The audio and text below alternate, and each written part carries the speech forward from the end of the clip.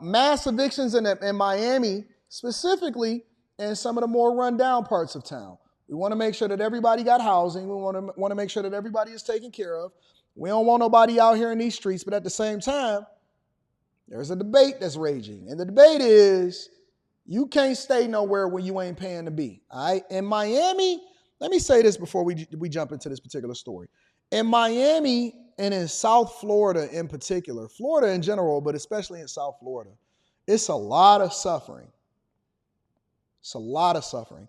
And a lot of the suffering is coming from people that underestimated or severely wasn't aware of what was going to happen in Florida. I told y'all, listen, this is what I said. And I don't know, somebody back me up here if you remember what I said it. They said, Anton, where would the best investment be? Should I buy houses in Florida? Should I invest in the real estate market in Florida? Should I do this? Should I do that? And I said, listen, if you want to make an investment from a real estate perspective, if you're asking me what would I do, because I always speak from my own perspective, if you ask me what would I do, I'm moving further up north, practically to the Midwest. I think that the Midwest, outside of Chicago in particular, I wouldn't invest in Chicago because they got bad leadership, bad taxes, all of that. Outside of Chicago, anything moving further up north, right? Michigan, Ohio, Cleveland, maybe even Milwaukee, Tennessee, Kentucky, Indiana, all of those places, those are the long-term plays. Those are the long-term plays if you're trying to make sure that you have something to pass down to your children that's going to continue to appreciate, which is also a way for you to maintain wealth and to add value into your family. And I said, listen, I personally would not be investing in Florida from a financial perspective because it's going to get bad. Insurance companies is going to pull out. Inflation is going to absolutely destroy the place. It's a tourist destination. A lot of the people that's living inside of Florida are basically being displaced. And I think that Florida and California are basically going to be the epicenters of whatever it is that we see from a home crisis, from a real estate crisis, because they are now experiencing 100%, 500%, some places 1,000% the availability of homes or people trying to get out at the top of the market. And so it's a lot of people that's trying to sell their homes for whatever reason. Maybe they realize that it's going to be unaffordable. They got a second home. They're trying to get out at the top of the market. But I think that what's happening right now from a real estate perspective in Florida is the beginning of a crisis, maybe just in that state. I don't know. Let me do a little bit of research. And I also want to include this as a part of our next stock club because I want to talk about REITs. I want to talk about a lot of different stuff, right? But my point is I warned y'all, I told y'all, I said Florida will not be the best place for you to invest in long term when it comes to real estate. But anyways, neither here nor there. Let's go into this whole conversation about this mass eviction at a mobile home park over in Miami. New at 6, mass evictions at a South Florida mobile home park tonight. Hundreds say they are being forced out with nowhere to go. Good evening, and thank you for joining us. I'm Lauren Pastrana. And I'm Jim Berry. Elliot Rodriguez has the night off. Residents say they were told they had to move out because the land was being sold and would no longer be a mobile home park. CBS News Miami's Chelsea Jones is live in Miami, and Chelsea, residents don't trust what management is telling them, and this is just one in a long list of troubles they've had recently, I understand. Yeah, Jim and Lauren, exactly. And those residents are people that have lived here for over a decade. Some of them I spoke to earlier today, and you can see them here at this press conference where they're demanding changes. They say the conditions have gone down, but rent has gone up. But despite all of that, they don't want to leave the place they call home. A community standing together in the fight to stay here at the Palm Lakes Mobile Home Park. They say the management company has given them until July 22nd to get out. Queremos llegar a un acuerdo. It's not. Y'all can't even speak English. No hablo inglés? Man, get on up out of here, bro. That they've been paying their rent and living on the property for so many years, and there's so many elderly and women and families and children who are there, and now they're just all being displaced. According to a lawsuit. Well, guess what? Guess what? That's one of the issues that come along with being a renter, is that a lot of times people live in a place for a long time and then they feel like they got some level of entitlement to it. And that's not the case. I had one person that was renting from me because I've never, ever, in none of the properties that I've had, I've never had any tenant ever leave any of my property. It's largely because we got a good relationship. I keep prices down because I own the properties outright. I don't have any problem with not raising the rate. Man, listen, I got somebody that stay in a crib that got 4 bedrooms, 3.5 bathrooms, and it's in a really great part. I should be getting $2,500, $2,600 a month in rent. I still only kept it at $1,800 because that's what they've been paying since the beginning of when they moved in. And I just never, ever raised the prices because I own the property outright.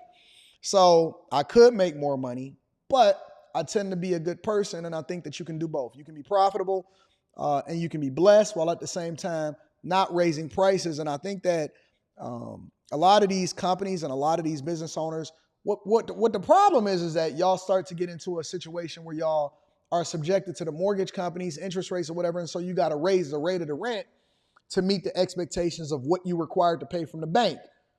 I don't have that problem because I own the property outright. So the only thing that we do is the maintenance. They largely handle a lot of the maintenance themselves and the property taxes, right? And so because I'm only paying property taxes and I'm also making sure that I'm not depending on the money in order to live, but I am using it as a way for me to continue to deploy resources and a whole wealth. I'm able to keep the prices down while also being a good person to the people that rent to me. So the problem with a lot of times, and I remember one person or one family came to me and they said, we've been living here so long, we want to buy the property. And I said, well, I'm not selling it. Respectfully, I'm not selling it. Nobody can force me to sell a property that I love. Well, now they stuck between a rock and a hard place because they can't leave, because one of the things that I teach people when vetting people that rent your properties is to vet for really good families. It's a lot of stuff. But vetting for people that want to go into a good school district and have a vested interest in seeing their children grow up. So they can't leave for that reason. And they also don't want to leave because if they do, they're going to be paying a lot more to stay in the same area. So now they stuck between a rock and a hard place. They have to stay. Now, this is a business lesson. I'm not going to deep dive. Make sure y'all tap into the Patreon, all right? They have to stay because the amount of money that they've been paying, they don't want to increase it, and they understand that I'm a good person. On the flip side, though, they've been staying there for so long that they think they have an interest in having some kind of, what do you call it? They think that they kind of sort of have grew up in the house and they've been living there for so long that it's almost like they feel like they got a vested interest in it. You see what I'm saying? So that's the thing. When people stay in a place for too long, they start to feel entitled to it. But it is what it is. Filed in Miami-Dade County Court, the Homeowners Association alleges the property owners won't provide essential services to the park, including garbage pickup, sewer and water lines, or adequate storm drainage. They go on to allege the property owner is willingly doing so in an effort to force people from their homes. Shots from above give you an idea of the area residents soon won't be able to occupy. Shots from the ground show the conditions residents want addressed. Cuando llueve, the black water from the waste comes up into the property and it stinks up the property. Necesitamos ese mantenimiento. Also, just in the general property, there's not like, hygiene and maintenance of the property. Delmy Ramirez says she's lived here for 10 years. She says the garbage isn't picked up regularly, so it often looks like what you see in this picture. She says every time it rains, it floods. That's crazy. Residents are also claiming they started paying more in rent, but the sewage system is still not fixed. No tenemos a dónde irnos. The landlord is saying that the reason that they're trying to, displace the residents is because they're going to be doing a change of land use. Somebody said, Anton, they feel like they help you pay down the mortgage. I didn't have no mortgage on the property when they moved in, so they never helped me do nothing. Somebody says, AD, you got money sitting idly in property. What's the play there? Well, I'm more focused on making sure that the money works for me and increasing my net worth and reducing my tax burden than I am more concerned about making money off of real estate. But like I said, we'll deep dive into that in a video on the Patreon. On the property. I called the property owner and he tells me this is an ongoing litigation matter, and at this time, there is no comment. Hemos intentado de varias formas. They have tried through different means to get in contact with the landlord, including through their attorney, and it has proved very difficult. So as it stands, by the end of the summer, these residents will have to move out. So you're getting another live look at residents who tell me that some of them have already been evicted and left, but this press conference, they will be demanding that this mobile home park be brought up to code and that they get to stay. But as for that lawsuit, there is a hearing for it in August.